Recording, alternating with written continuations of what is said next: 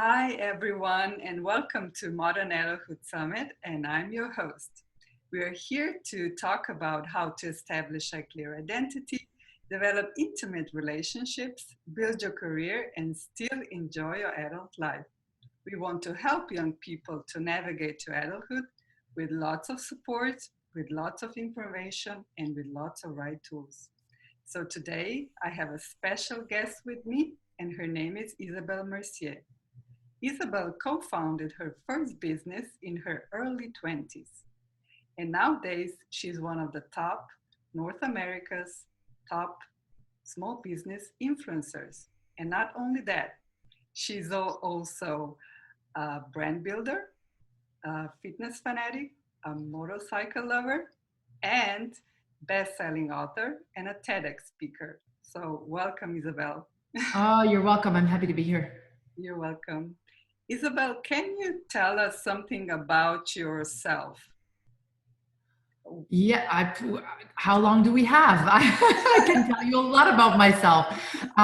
What would you, in what area? In business, in personal? How can I? Where do you come from? Ah, What was your family of origin like? okay, awesome. I come from Quebec. In fact, a small town that's called Lac-Mégantic. I am French Canadian, and Quebec was my origin. I love Quebec City and the Quebec surroundings. I also lived in Montreal. I lived a little bit in Toronto, and most of my adult life was in Vancouver, BC. And now I'm in the Neuse Bay on Vancouver Island, which is a beautiful, magical equestrian property. And, both my parents are French Canadian. And I remember not being able to go to English school because of a law 101 in Quebec. The law is if both your parents are French, you as a child cannot go to English school. Well, what a dumb ass rule that is. I thought that's ridiculous. The fact that my both parents were not fortunate enough to learn both languages doesn't have to be passed on to me. So I fought that rule, and I ended up at some point going to English school, evidently. I now speak English.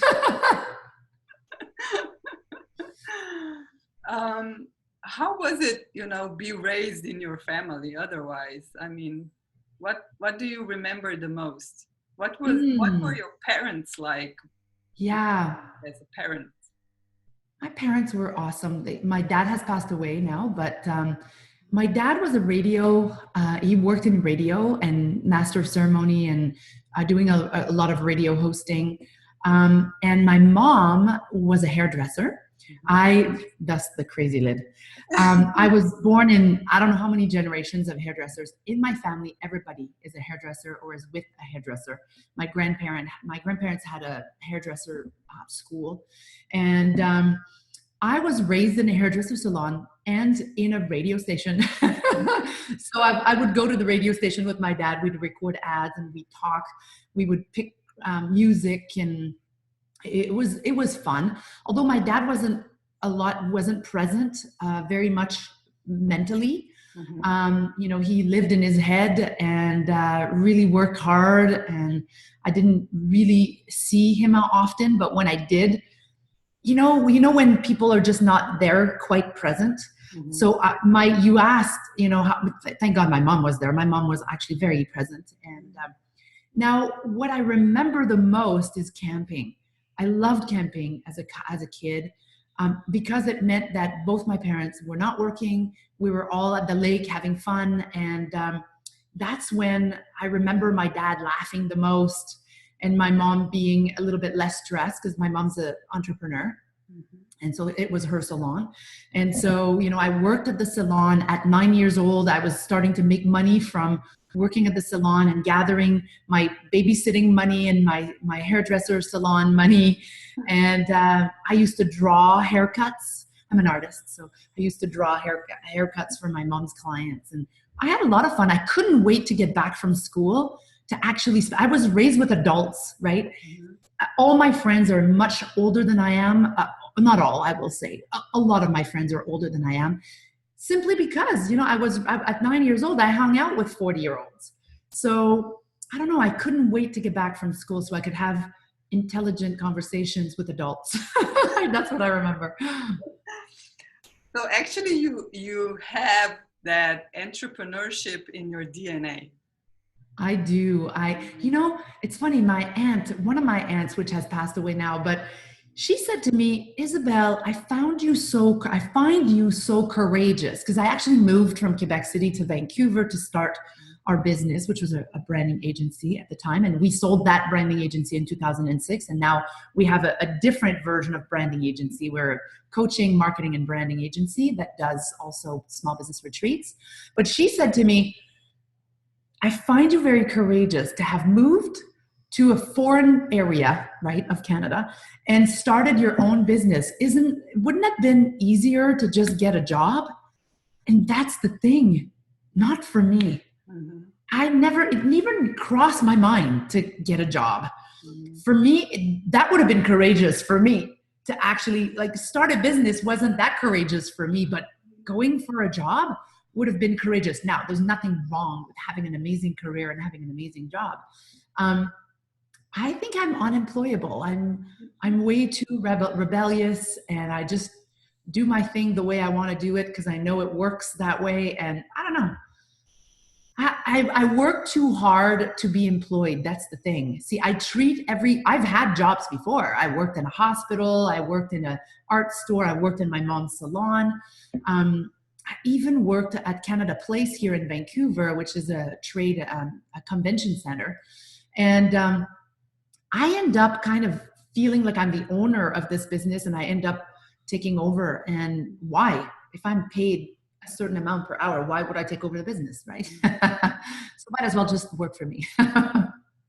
You started you co-founded your first business in your early 20s. Yeah. What was this business about? Yeah, that was a branding agency, and we ended up having probably around 20 team players, 20 employees in a short amount of time. I mean, from employees to subcontractors, basically full time. And we had that business for about 13 years. One thing and we were always 10 years ahead of our business plan, but that's as a result of course, us being good at what we do. But it's also as a result of having had the right coaches and the right mentors to help me move forward with more focus, more attention, more intention. And I remember Kevin Lawrence was my coach at the time. He was our coach actually for a good 10, 11 years. Amazing. I mean, we knew what we were really, really, really good at.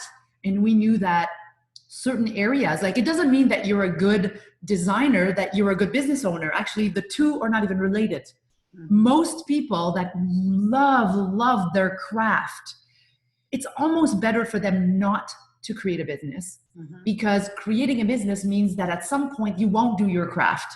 You will actually be doing other more important tasks, of course, if you want to grow the business, right? So when you're good at a craft, doesn't mean that you're going to be a good business owner. And I happen to have both sides because I've got entrepreneurship in me. I'm a good artist, right? I'm a good craftsmanship, but I'm also really, really good at business. But that is a rare quality, a rare trait. So yeah. Isabelle, I watched one of your interviews, and what it struck me also as a very positive thing was that you really had the right community around yourself and the right support. Meaning by that is that in one of your interviews, you also mentioned, was it a school counselor that pointed you in the right direction? I mean, that was brilliant. Tell us a little bit about it. Yeah, where I went to school, first of all, I had good parents. And then not to say that I didn't go through hell. I mean, at some point, every human being has gone through hell, right? I mean, I was bullied, and it wasn't pleasant all the time, but I did have, first of all, I'm someone it's easy for me to ask for help. When I need something, I'm not one that's, some people go cocoon when they're hurt or when they need something. Some people seclude themselves or reclude themselves. I don't. I usually come out and I really ask for help. And I remember in my high school, there was not a consultant, but what's the word you used a minute ago? Counselor? Yeah, counselor. Thank you. There was a counselor there that really helped students that, one, either were bullied or had to make decisions into how they were going to move forward. And so right from high school, I consulted. Like, I actually went, okay, I have choices to make and I don't know how to make those choices. I feel like I'm not equipped to make those choices. And I remember applying for Sainte-Foy Cégep, which is a college in Quebec, in graphic design. And I applied, I went there, we did a practice, a test to get in, theorita. This is where my French comes out, because now I'm talking about my French life, right? So now I'm having difficulty in English. But and so I went for the test, I got accepted, and then I got called to the counselor office, and he said, Isabelle, I've got one good news and one bad news. And I'm like, ooh, let's start with the bad news. He's like, no, I want to start with the good news. You've been accepted in the program that you've applied. So I thought, what could be wrong? Like, what's the bad news?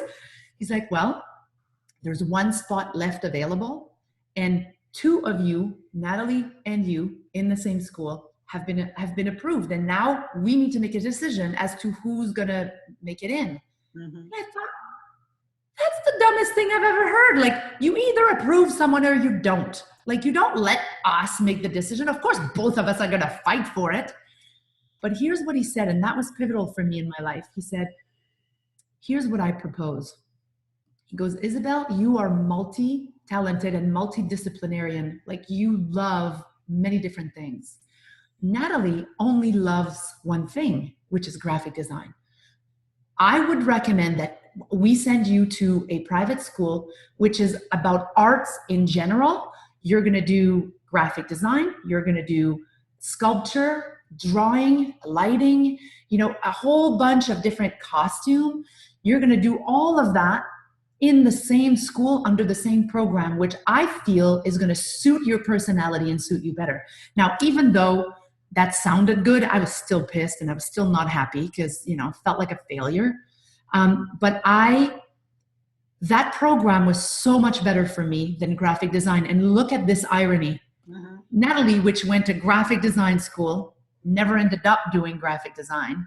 I went to multidisciplinary art school. I have also a bachelor's degree in fine arts and in set design and special effects.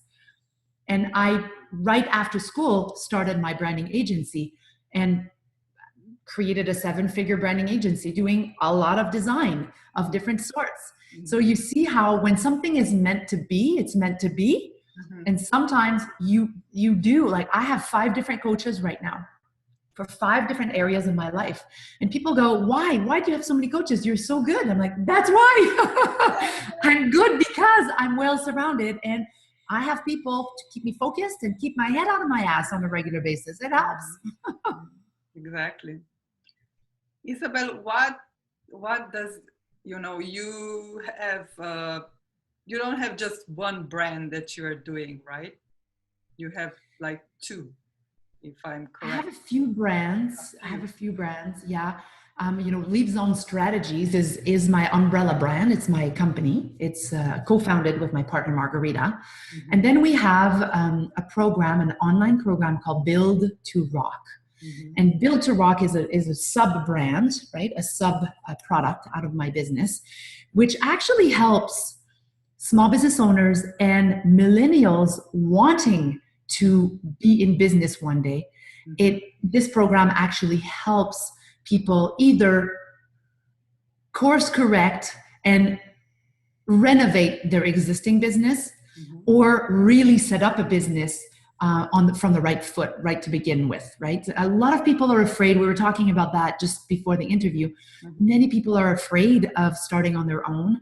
They want to, but they're afraid. They're afraid to fail. And this program is, for me, 25 years of experience put into this program. It's a branding, marketing, and business building program. And that's part of my brand. Of course, now we have Trailblazers. Trailblazers is our retreat center here on the island.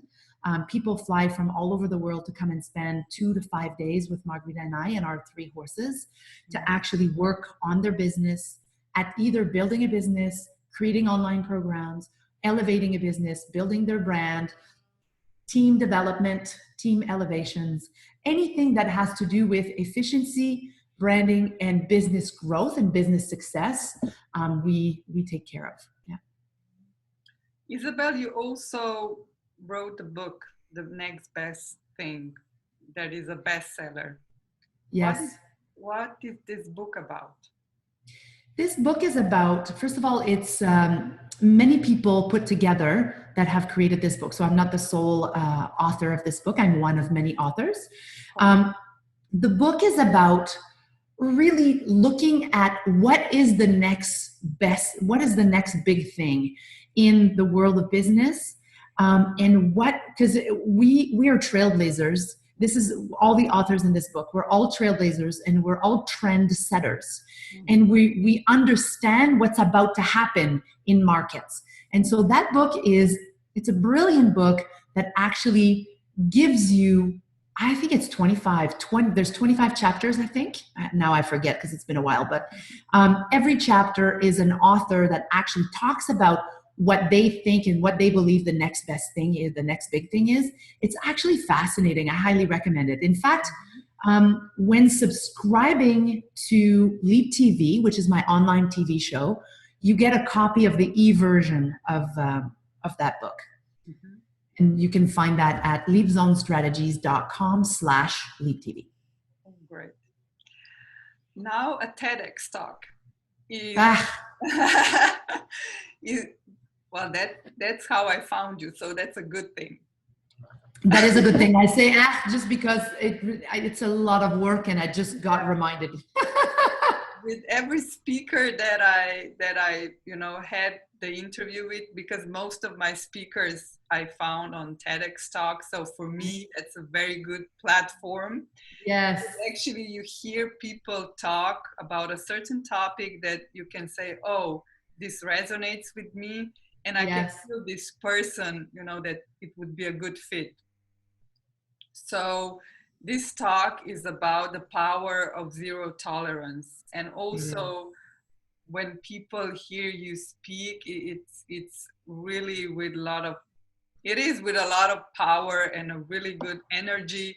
And also when I read the comments, people loved it. So can you tell us about this talk? Yeah, the power of zero tolerance. It all started when I was 9 years old. Honestly, my mom, I was bullied at the time, and I don't know, for anyone who's ever been bullied, it's terrible.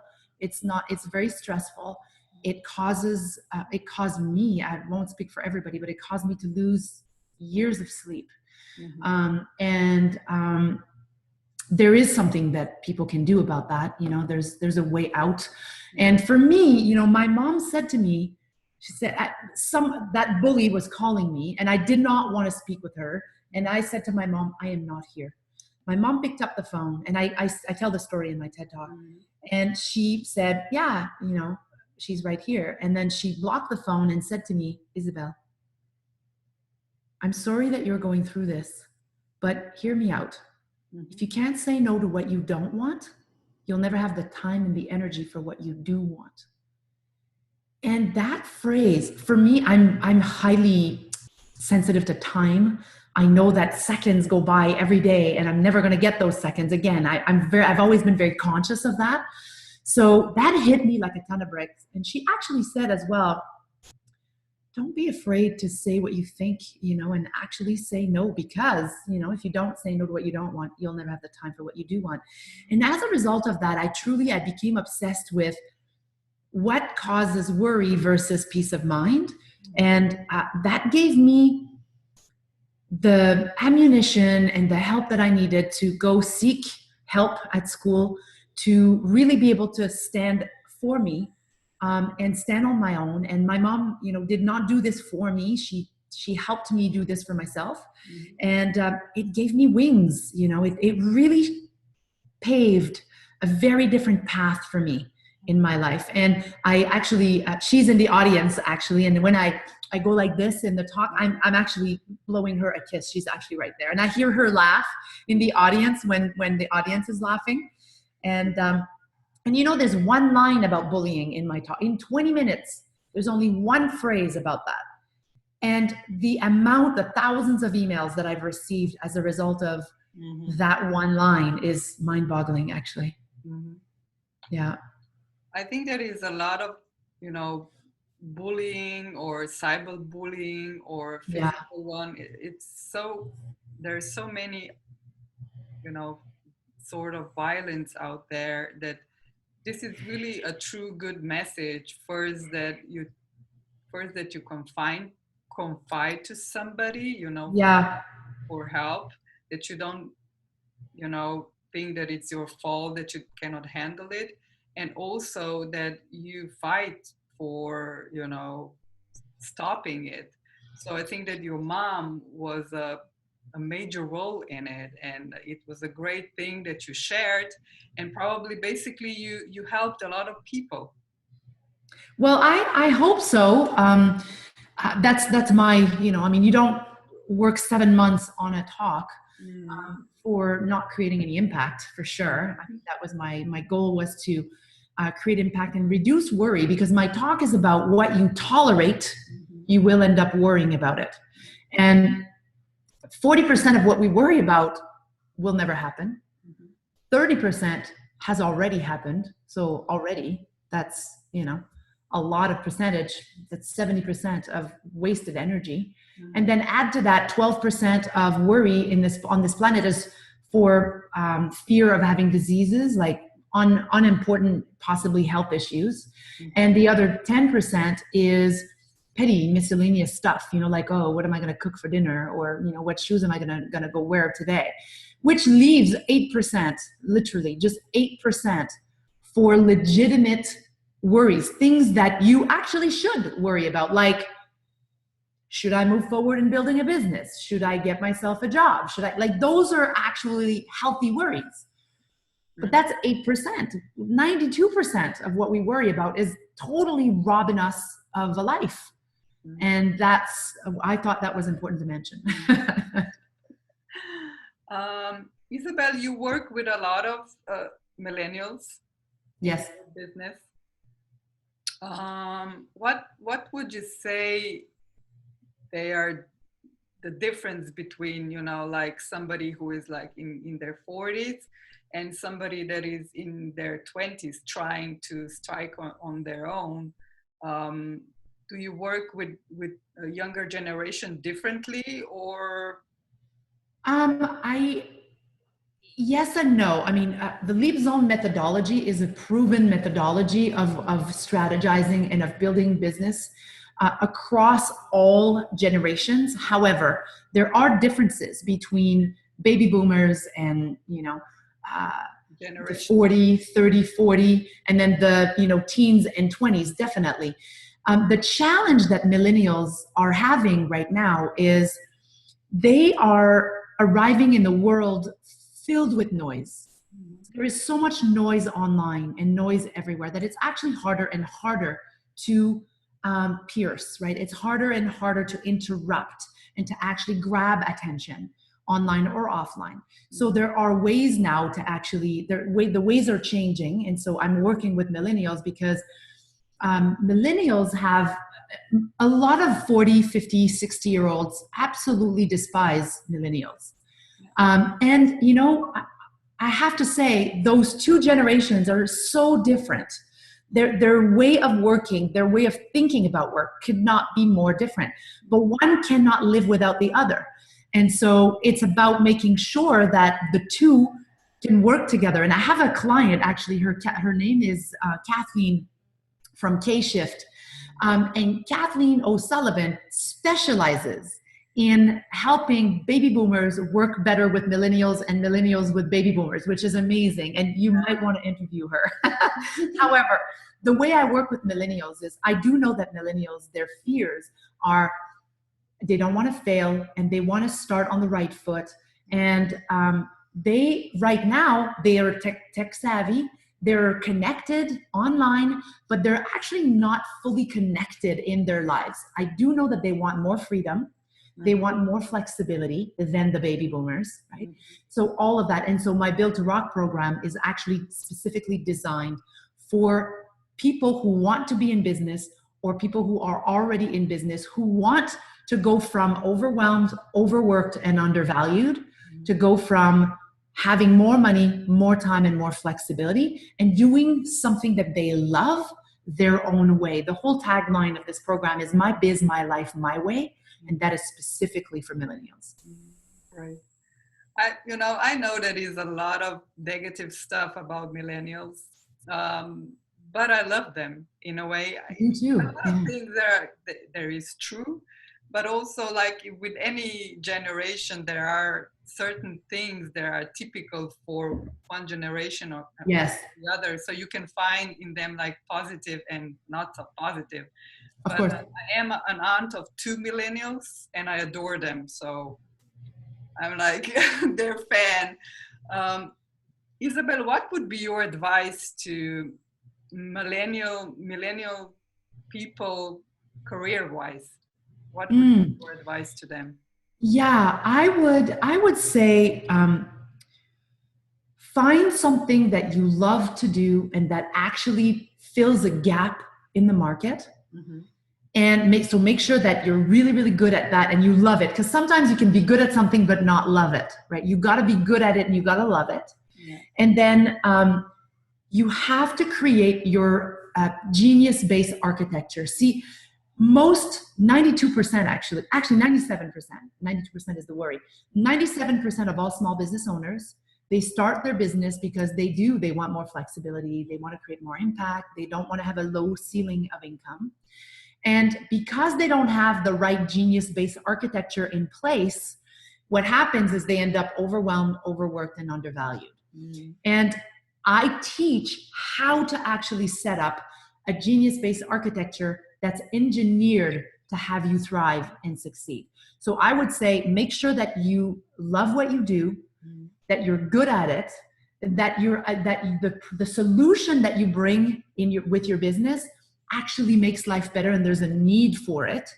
And then I would say go get a mentor, get a coach, whether it's me or someone else that you get along with, that actually will help you build the architecture of your business so that you can experience more freedom.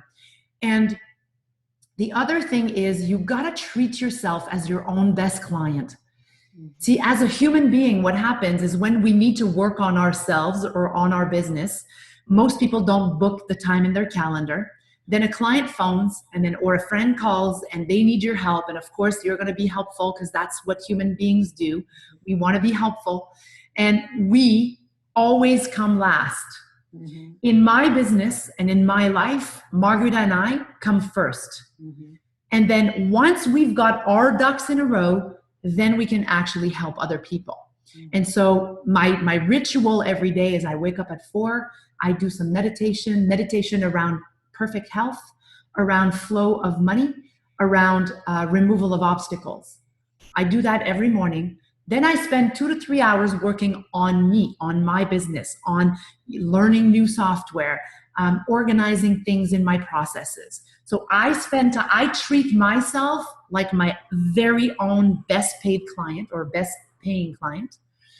And those few things together make a big, big, big difference. Right. Isabelle, you also have something for our audience, something really good. Can you tell us a little about it? Absolutely. It's a 90-minute video training that's worth $200. It's priceless, but if I had to, when I sell it for $200. It's a 90-minute presentation that talks about the 7 warning signs that your small business is not set up to thrive and how you can fix it. and I actually really talk about what it takes to build a thriving architecture for business.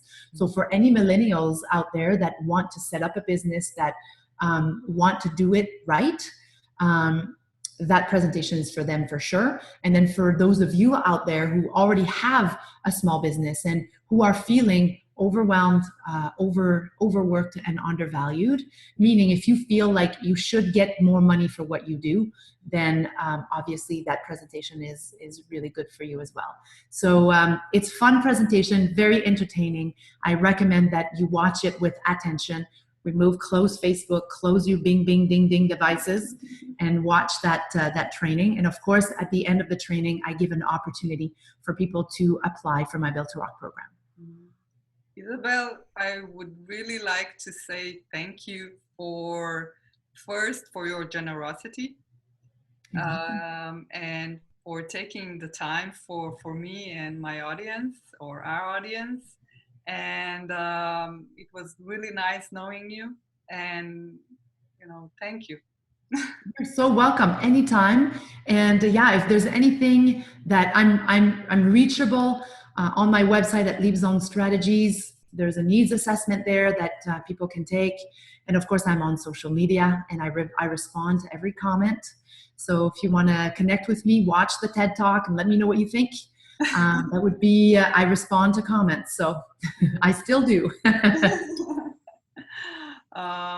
I would like to say, reach out to Isabelle. She's very, just like she said, I did get a response like very quickly. And, your rock star assistant, Dina, she's fabulous. And to my audience also, I wish you all well. Tune in for more interviews to come, and see you soon. Bye. Rock it out. Bye.